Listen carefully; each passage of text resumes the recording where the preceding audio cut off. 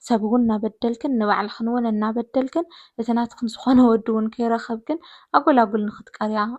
يوز كبركن أكوميتين بلي حدا خنت تصحف علي نأكلي فكرنا هالله وين خمس مسألة ودي فكر كاللخص مش خمس مسألة ودي تمرعين كنت حدا إزدال لسون عاي كم زي فكرني قال كم زي مسألة دراماتات أو يوتكن كأطل التجابرة على خني خل سلامات شكرات هميل لخن التوسنة أفيك نقني أرتها بطعمي زي تتعامل لي خويني معلت مسرح حد زي مسرحها نشتي حسوس سلازولكا بقو مخناتي يتفيك النيرة حد قدات كستخاخل مو تقليلك متعن بزبال مالتيو بوشت مسمار نزرارب زنرنا علنا عينا هايتطفانا نوزب يوتيوب يتفيكن يس مقوار قال سلازسلشو زي خاون سلازحزلكا بزبزتات يتفيكن نيرة لو ما تقلكن لو خطأ قليلا بروغراماتي أستخاخيلا مالتيو لو ما عندك مجمري حزلكن زمزاخو حسب أما بزحتينا دك أنستيو ناستو عالخو زمزاخو نقاري بزحتينا دك أنستيو بلبنا خالي ودي فكرنا خلنا ወይ ፍቅራዊ ርክብ ምስ ሓካሊ ወዲ ንጅምር ተዘይኮይኑ ድማ ሓዳር ንምግባር እንውስን ደቂ ኣንስትዮ ውሕዳት ኣይኮናን። ኣብ ዝኾነ ሰዓት ልብኺ ገና እንታይ እዩ ከይተንኮለ ከይጎራሕኺ ሂወት እንታይ የድልያ ምስ መን ተኾይነ እየ ክስተኻኸለለይ ዝኽእል እንታይ ተገይረ እየ ፅቡቅ ሂወት ክመርሕ መፃምደይ ከፍቅረኒ ኣነ እውን ከፍቅሮ ዝኽእል ዝብል ሓሳብ ከይሃለወኪ ከይተንኮልኺ ከለኺ ዝኾነ ፍቅራዊ ርክብ ትጅምሪ። እቲ ፍቅራዊ ርክብ እሱ ዘይክቕፅል ዝኽእለሉ ዕድል ብጣዕሚ ገዚፍ እዩ። ንሕና ደቂ ኣንስትዮ ተዘይተንኪልና ልብና ተዘይተማሂሩ መንገድና ብስምዒት ዘይኮነስ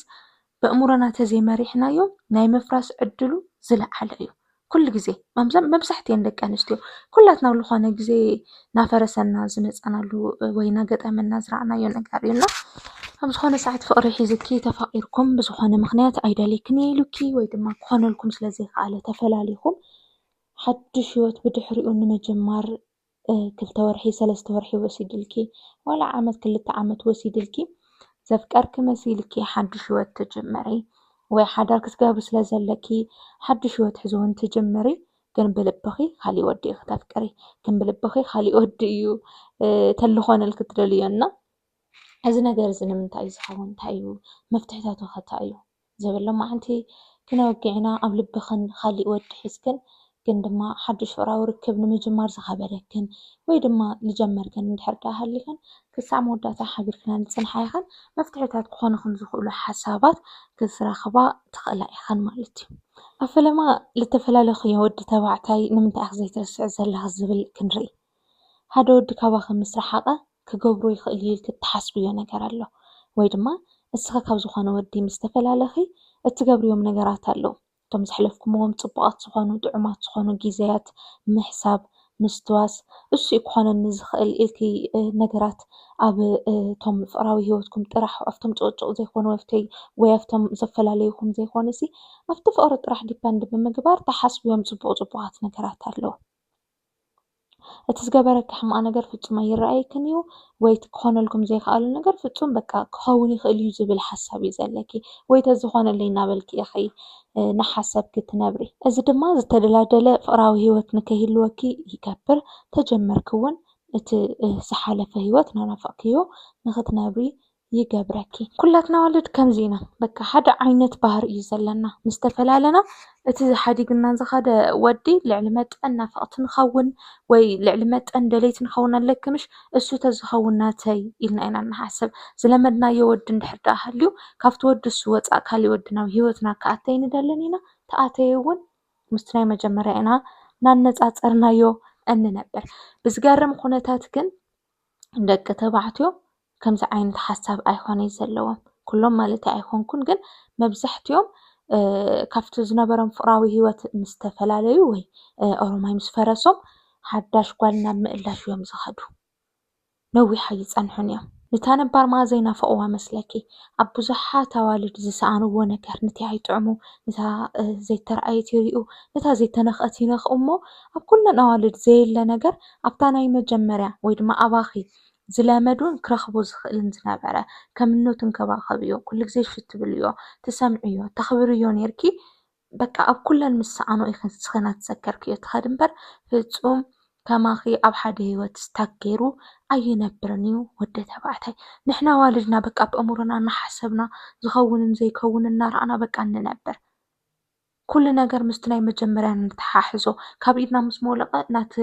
ود خبري عبيه كم زخون نتسمعنا زخيد مبر دقة تبعتيو كم زي عينة سميعت يبلو من كم زي عينة بهري يبلو من يو even እኳ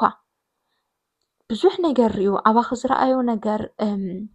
ወይ ኣባኺ ዝረኸቦ ነገር ኣብተን ካልኦት ኣዋልድ ስኢኑ እኳሲ ናባኺ ተዝምለስ ኢሉ ኣይሓስብን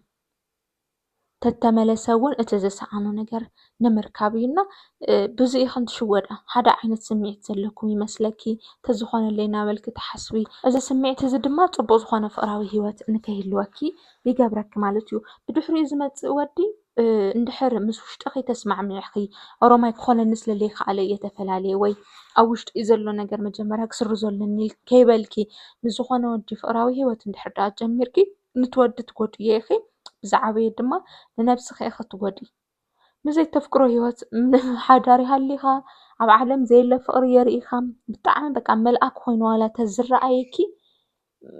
እኹል ኣይኮነን በቃ ተዘፍቀርክዮ ሰብ ኢኺ ትደሊ ክትፃወርዮ ኣይትደሊን ኢኺ ኩሉ ግዜ እቲ ናይ መጀመርያ ምሳይ ተዝኾነለይ ኢኺ ትብሊ ናነፃፀርክዮ ኢኺ ትነብሪ ምስቲ ናይ መጀመርያ ኢኺ እሞ መጀመርያ ምስ ውሽጥኽን ተረዳድኣ ኣብ ውሽጥኽን ዘሎ ነገር ቂምታ ድዩ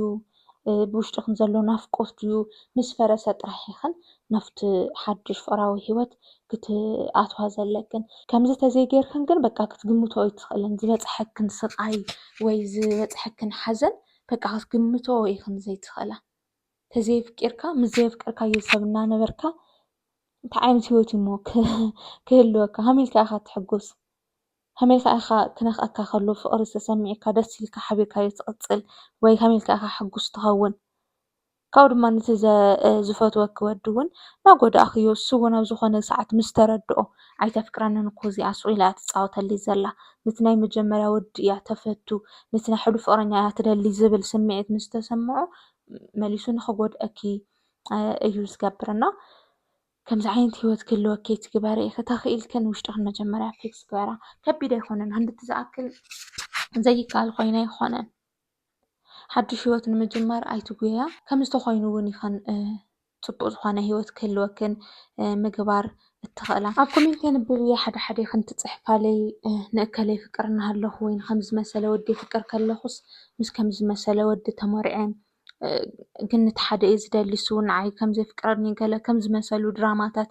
ኣብ ሂወትክን ክቕፅል እትገብራ ኣለኽን ኢኽን መንፈስክን ክረግዕ ኣይኽእልን እዩ ካብኡ ድማ ደስ ክብለክን ኣይኽእልን እዩ ብዓብይኡ ድማ ሰላም ዝበሃል ነገር ኣይትረኽባን ኢኽን ሰብ እውን እናበደልክን ንባዕልኽን እውን እናበደልክን እቲ ናትክን ዝኾነ ወዲ እውን ከይረኸብክን ኣጎላጉል ንኽትቀርያ እዩ ዝገብረክን ከምዚ ዓይነት ሂወት ንክህልወክን እቲ ዋና መጋገይ ንደቂ ኣንስትዮ ሸዋዲ ዝኾነ ነገር ሓዳር ምግባር ከም ዓብይ ነገር ስለትሪኦ እዩ ካብ ዘይትፋቐረሉ ሓዳር ምምስራት ከይመስረትካ ምቕራይ ዝሐሸ ምዃኑ ክትፈልጣኒ ኢክን ሓዳር በቃ ዓብይ ነገር ትገብሮ بعد እንድሕር ወዲ ኢለይ ኮይኑ ምስ ቤተሰበይ በቃ እኹሎ እዩ ኢልክን ትሓስባ እዚ ነገር እዚ ናብ ብዙሕ ጣጣ እዩ ዝኣቲ ግድሕደግዮ ቅድሚ ሕዚ ፍቕሪ ነይርኪ ገለገለ ግደፍዮ እሱ ግደፍዮ እሞ ቅንጦት ድሓን ዝመቸዋ እያ ከምኡ ትገብር ክልተ ወዲ ሒዛ ሸንፈለል እናበለት ትነብር ኢቨን ምንም ሂወት ዘይትፈልጣ بعد ክውድአልክን እየ ክብለክን ከሎ መልኣክ መሲሎም ዝረኣዩ ክነዋልድ ዕረፋ በቃ ፅቡቅ ኣይኮነን ንዓኽን بعد ስለዝወደልኪ ወይ ቤተሰብ ስለዘፋለጥኪ ወይ ስለዘፋለጠክስ ከም ዓብይ ነገር ኣይትረአዮ ዓብይ ነገር ኣይኮነን መጀመርያ መንጎኻ እንታይ ዓይነት ፍቕሪ እኒኦ ቅድሚ ሓዳርታ ክንገብር እኒአና ኣብ መንጎና እንታይ ዝመስል ፍቕራዊ ሂወት እኒአና እንደምንታይ ከፍቅረኒ ዝኽእል ኢልክን ሕሰባ ምክንያቱ መብዛሕትኡ ግዜ እቲ ናይ ጓል ኣንስተይቲ ፀገም ድሕሪ ሓዳር እዩ እናተፈጠረ ዝኸይድ እምበር ቅድሚ ሓዳርማ ኩሉ ፅቡቅ እዩ ኩሉ ጥዑም እዩ ሓዳር ክገብረልኪ እየ ተባሂልክ ትሕጎስሉ ሂወት እዩ ዘለኪ ድሕሪ ሓዳርከ ብምንታይ ክትሕጎሲ ብምንታይ ደስ ክብለኪ እንታይ ክህልወኪ ብምንታይ ክትጥበሪ ሕዚስ ሓዳር ክገብረልኪ ኢሉ ጠባበረኪ ድሕሪኡ ኸ ድሕሪ ውላድ ምውፅኡ ናትክ ሰውነት ድሕሪ ምፍራሱ ምስ ሓመእኪ ምኩሕሓል ምስ ገደፍክዮ እንታይ ዓይነት ሂወት ክህልወኪ ብምንታይ ክትሕጎሲ እንታይ እዩ ንስኻ ክሕጉሰኪ እዚ ሕሰባ ሓዳር ምግባር ናይ መወዳእታ ሂወት ወይ ንዓወት ጫፍ ጌርካ ናይ ትረአዮ ናይ ሂወት መጀመርያ እዩ ሽዑ እዩ ሃይልካ ዝጅመር ሂወት ሓዳር ምስ ገበርካ እዩ ኩሉ ነገር ምርኣይ ትጅምር። ቤትና መጀመርያማ ኣፍቀርኩኺ ፈተውኺ ጥዕም ዝኾነ ግዜ ርኢኻ እንታይ ዝበሃል ብልጭልጭ መሸፈኒ ርኢኻሲ ውሽጢ ተኣትኻ ሰሓሪት ወይ ውሽጢ ተኣትኻ ሕማቕ ነገር ዘይጥዕም ዘይጠቅም ነገር ንሂወት ዘይኸውን ነገር ኮይኑ እዩ ዝፀንሐካና። ሓዳር ናይ ሂወት መጀመሪ ናይ ሂወት መወዳእታ ኣይትግበርኦ መጀመሪ እዩና እዚ ሓዳር ክገብረለ እዩ ኢልካ ምሕሳብ ወይ ሓዳር ክገብረለ እዩ ኢልካ ስለዝሓሰብክሲ እቲ ወዲ ቅቡል ወይ ናይ ሂወት ዓውት ኣልክምሽ ጫፍ ዋላ ብልበይ ካሊእ ወዲ ናፍቀርኩ ናብ ሓዳር ክኣቱ እስቲ ክወልድ እስቲ እናበልከን ተሓስባ ደቂ ኣንስትዮ ሰላም ክስማዓክን ትደልያ እንድሕር ደኣ ኮንከን እዚ ኣተሓሳስባ እዚ ኣውፅኦ። ብልብክን ትፈትዎ ወዲ ተሊክን እቲ ወዲ ዝመፅእ እንተኮይኑ ፅቡቅ ተስፋ ተሊኩም ግዜ ሂወት ዝፈላለየኩም እንተኮይኑ እንተዘይኮይኑ እንድሕር ፍቅሪ ዘይብሉ ተፈላለይኩም ድማ ፈለማ ኣብ ልብክ ዘሎ ነገር ፍሓቅ እዩ። ብእግዚኣብሔር ኣይፍቶ ብምድሪ ኣይፍቶ ንሰብ እናበደልኪ ንነብስክ እናበደልኪ ንክትነብሪ ስለዝገብረክና ኣብ ጠቂማትክን ከም ትኸውን እዚ ሓሳብ ተስፋ ይገብር። ከምዚ ዝመሰለ ሂወት ኣብ መብዛሕቲና ደቂ ኣንስትዮ ስለ ዘሎ እየ እዚ ርእሲ እዚ ሒዘልክን መፅእ ዘለኹ። ብልብና ካሊእ ወዲ እናፈተናሲ ግን በቃ ብኣካል ምስ ዝኾነ ወዲ ተጣሚርካ ምንባር በቃ ንዓና ኖርማል እዩ ወይ ከም ዓወት እዩ ዝሕሰብ ሓዳር ምግባር ውላድ ምውላድ ምናምን በቃ ዓብይ ዓወት እዩ። ብግዜ ኩነታትን ኣጠዓዕሙልካ ብዝመፁ ቁፅሪ ክግነ ዝግብኦሲ በቃ ህሩግ ኢልካ ተኣትዎና እዚ ነገር እዚ ኣስተኻኽላ ሓዳር ናይ ሂወት መጨረሻ ይኾነ መጀመሪ እዩና እቲ ትጅምርሉ ምዕራፍ ድማ ብደንቢ ብዝተስተኻኸለ ወይ ብዝተወደበ መንገዱ ብዝተደላደለ መንገዲ ተዝኾነልክ ይምረፅ። ሃባጣና ጎባጣ ዘለዎ መንገዲ እንተኮይኑ ሓርከፍከፉ ዓንቀፍቃፉ ለይተርፍ እዩ። እቲ መንገዲ ከይተዳለወ ምጓዓዝ እንድሕር ጀሚርኪ ኣብ መንገዲ ምውዳእኪ ምፅዳፍኪ ገደል እንተኮይኑ ምፅዳፍኪ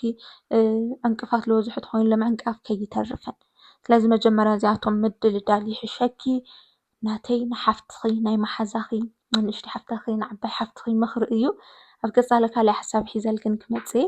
እንድሕር ኩሉ ግዜ ሒዘልክን ክመፅእ ወይ ከየቋርፅ ትደልያ ኣለና ኢና ኩሉ ግዜ ምፅእ ኩሉ ግዜ ኢልክን ፅሓፋለይ ኣብ ኮሜንት ሴክሽን ዳንዋይ ድማ ይቀኒለይ ንትብል ኩሉ ግዜ ሃናፂ ዝኾነ ርእቶኺ ዳናይት ይቀኒለይ ኩሉ ግዜ ሪኦ እየ ኮሜንትኺ ቴንክ ዩ ሶ ማች